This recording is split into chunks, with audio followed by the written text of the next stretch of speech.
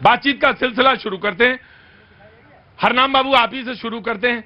हरनाम बाबू, आपकी पार्टी ने इल्जाम लगाया कि आलंग में 6000 से ज्यादा वोटों को डिलीट करने की कोशिश की गई।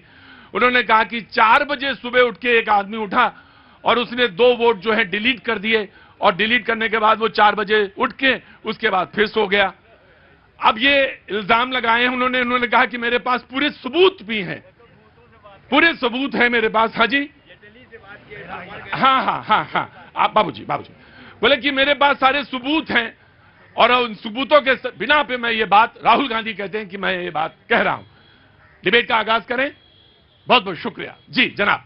देखिए, पहले राहुल जी ने अगस्त में इस तरीके की एक प्रेस कॉन्फ्रेंस करी महादेवापुरा कर्नाटका का, तब उन्होंने दिखाया कि किस तरीके से एडिशंस, एक घर में 70-70, 150-150 वोट एडिशन कर किस तरीके से इलेक्शन कमीशन और भारतीय जनता पार्टी मिलकर इसकी साजिश कर रहे हैं वोट चोरी की, और लोकतंत्र को जो खतरा पैदा कर रहे हैं। आज की प्रेस कॉन्फ्रेंस में उन्होंने बताया कि किस तरीके से कुछ लोगों के नाम पर वो वोटर डिलीशन कर रहे हैं, यानी कि पड़ोसी के नाम से उन्होंने वोट डिलीशन डाल दिया, और जब उन्होंने जांच करी जिसका वोट कटा था, तो उन्हें पता चला उनके पड़ोसी ने उनके खिलाफ ये दी है। और जब पड़ोसी से बात हुई तो पड़ोसी ने कहा कि मैंने तो कोई डिलीशन की एप्लीकेशन ही नहीं डाली है। और ऐसे कई उदाहरण थे कि जिनके नाम पर कहीं सॉफ्टवेयर से डिलीशन का नाम किया गया, और जब उनसे पता किया गया, उन लोगों को आज राहुल गांधी जी ने साक्षात स्टेज पर प्रेस के सामने पेश किया है। उन्होंने कहा कि हमने वोटर लिस्ट में कोई डिलीशन का नाम नहीं डाला, लेकिन ये अपने आप जहां विपक्षी पार्टियों के वोटर्स हैं, यानी जिन पोलिंग बूथों पर, एक उदाहरण भी दिया उन्होंने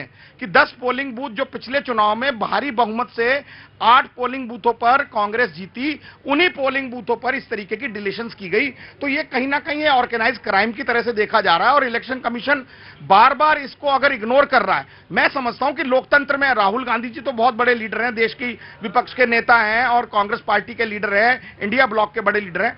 अगर आप साधारण व्यक्ति, जितने हैं लोग खड़े, इनमें से किसी के मन में भी कोई शक शुबह आ जाए एक लोकतांत्रिक परंपरा के नाते, और वो एक संवैधानिक पद पर है इलेक्शन कमिश्नर, और उनसे कोई सवालात करे, हमारा भाई या बहन या युवा साथी, कि हमें लगता है जी वोट डिलीशन इस तरीके से गलत हो रहा है या वोट एडिशन इस तरीके से गलत हो रहा है, तो इलेक्शन कमीशन का फर्ज है कि वो जनता के सामने क्लैरिफाई करे कि नहीं जी ऐसा नहीं है, और अगर हो रहा है तो वो कहे ठीक है जी हम इसको रेक्टिफाई करेंगे। इसमें इतना बवाल मचाने राइट।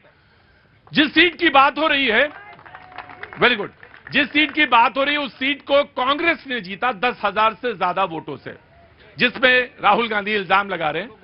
उस सीट को 10,000 वोटों से ज्यादा, आलम की सीट को कांग्रेस ने जीता। उससे पहले वो सीट जो कलबुर्गी डिस्ट्रिक्ट है, कलबुर्गी डिस्ट्रिक्ट का में सीट आती है, उससे पहले 2018 में बीजेपी के पास सीट थी।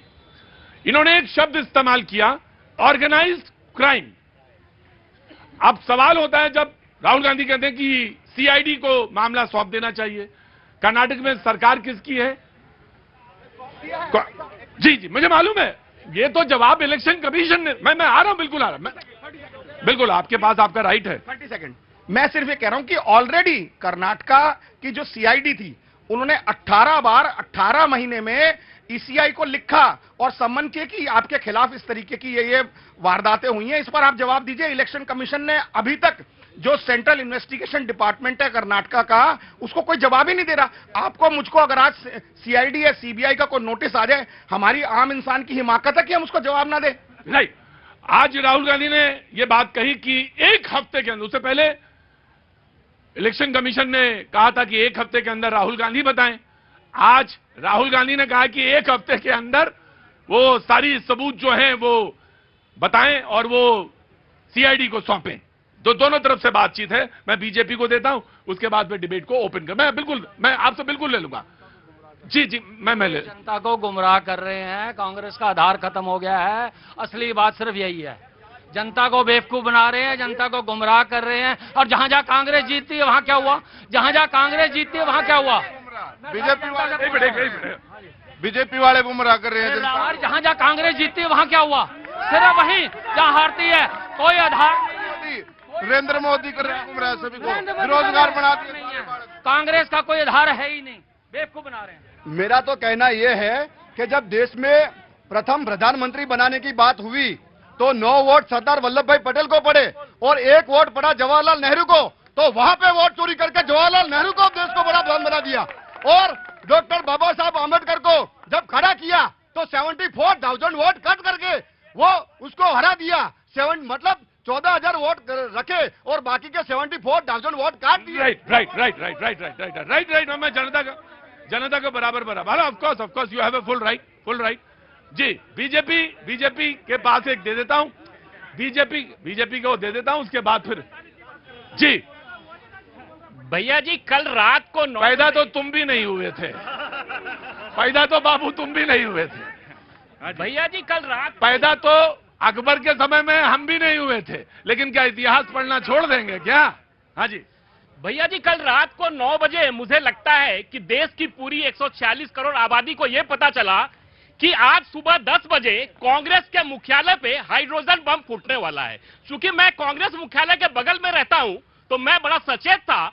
10 बजे जब मैंने टीवी खोला तो 11 बज गया, तो मुझे लगा कि बड़ा बम फूटने वाला है। मैंने पूरे परिवार को ताला लगा के बाहर भेज दिया और जब 11 बजे जब बम फूटने का समय आया तो हमारे बिहार में एक मिर्ची पटाखा होता है, वो भी फूस। कौन पटाखा? मिर्ची पटाखा, वो भी फूस कर गया। पहली बात।